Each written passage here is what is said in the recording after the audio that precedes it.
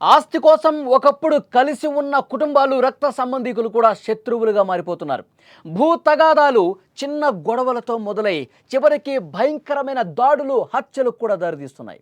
రంగారెడ్డి జిల్లాలో ఇటీవల జరిగిన ఒక ఘటన మరొకసారి ఈ విషయాన్ని రుజువు చేసింది.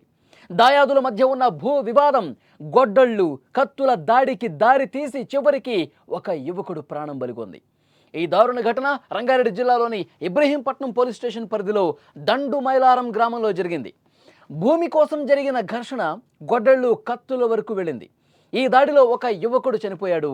అతని భార్యతో పాటు ఇంకొంతమంది తీవ్రంగా గాయపడ్డ పరిస్థితి. ఈ ఘటన ఆ గ్రామంలో చుట్టుపక్కల ప్రాంతాల్లో తీవ్ర కలకలం రేపినటువంటి పరిస్థితి ఉంది. ఈ దారుణానికి అసలు విషయం కుటుంబంలో ఉన్నటువంటి భూ వివాదమే. గుడేటి నరసింహ, యాదయ్య, మల్లయ్య, జంగయ్య అనే నలుగురు అన్నదమ్ములకు మొత్తం 18.12 ఎకరాల భూమి ఉంది. నరసింహ, యాదయ్యలకు తమ వాటా కన్నా 11 గుంటల భూమి ఎక్కువ ఉంది. ఈ విషయమే కుటుంబంలో గొడవలకు కారణమైంది. కొంతకాల క్రితం యాదయ్య మరణించడంతో ఈ వివాదం వారి కుమారుల మధ్యకు వచ్చింది. అదనంగా ఏదైతే భూమి ఉందో తమకు చెందాలని మల్లయ్య, జంగయ్యల కుమారులు డిమాండ్ చేస్తూ వచ్చారు. నరసింహ, యాదయ్యల కుమారులు దీనికి ఒప్పుకోకపోవడంతో తరచుగా గొడవలు జరుగుతూ ఉన్నాయి. ఈ ఏడాది ఈ వివాదం పోలీస్ స్టేషన్ కూడా వెళ్ళింది. పోలీసులు కేసు నమోదు చేశారు. వాళ్ళ మధ్య వివాదం సద్దుమణుగుతుందని చెప్పి అందరూ ఆశించారు. కానీ ఎక్కడా కూడా ఉపయోగం లేదు.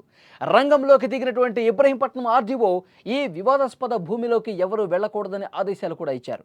కానీ ఆదివారం రోజు నరసింహ, యాదయ్య కుటుంబీకులు ఆర్డీఓ ఆదేశాలను ఏమాత్రం పట్టించుకోకుండా ఆ భూమిలో వరి నాట్లు వేయటానికి వెళ్ళారు.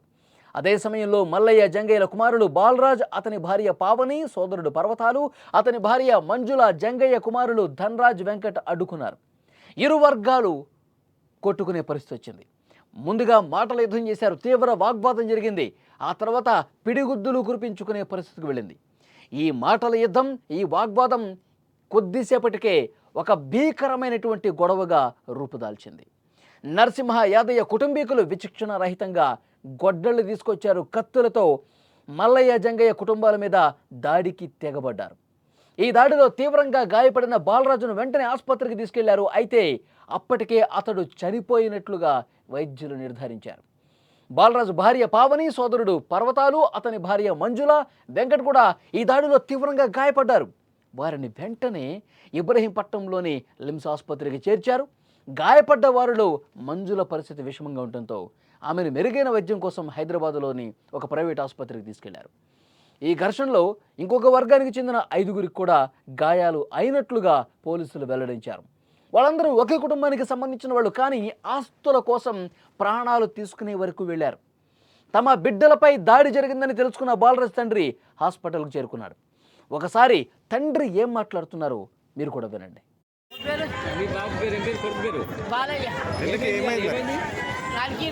ఎవరు ఎందుకు ఎందుకు ఏం పంచాను నీ కాళ్ళకి? మా ఆయన వాళ్ళు కొన్నాడు.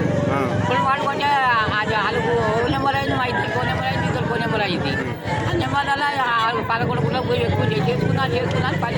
వాళ్ళు 10 ఏళ్ళు ఇప్పుడు అలబట్టి ఈ 4 ఏళ్ళు చేయాలని 3 ఏళ్ళు చేయమని పెడుతున్నారు. దుల్లవాడిని ఆ దుంతాన్ని కాపుతాన్ని పోయిరు. కాపుతాన్ని వదిలి నరికిరు. ఎవరెవరు వాళ్ళ పేర్లు? బాలయ్య, బాలిగాడు, కిట్టిగాడు, అది ఇంకడు, మీకేమైతారు అన్న కొడుకులు. మొత్తానికి ఈ దాడికి సంబంధించి పోలీసులు ఒక వర్గానికి చెందిన 9 మంది మీద కేసులు పెట్టారు. మృతుడు బాలరాజు కుటుంబం ఈ దాడి వెనుక ఒక కాంగ్రెస్ నాయకుడి హస్తం కూడా ఉందని ఆరోపిస్తోంది. అతని మీద కేసు పెట్టి కఠినంగా చర్యలు తీసుకోవాలంటూ వారు డిమాండ్ చేస్తున్నారు. ఈ ఘటన గురించి పోలీసులు కేసు నమోదు చేసి దర్యాప్తు చేస్తున్నారు. గ్రామంలో ఎలాంటి అవాంఛనీయ ఘటనలు జరగకుండా కట్టుదిట్టమైన భద్రతను ఏర్పాటు చేసినటువంటి పరిస్థితి ఉంది.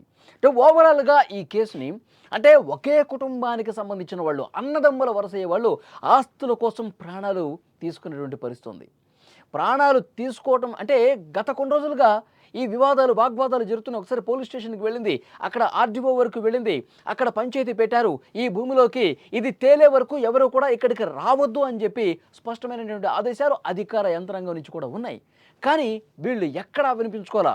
ఆ ఆస్తి మాదంటే మాది, మాదంటే మాది, ఈ భూమి మీద మాకే హక్కు ఉందని చెప్పి సొంత అన్నదమ్ములే గొడవలకు పాల్పడి కత్తులు దూసుకునే వరకు వెళ్ళింది.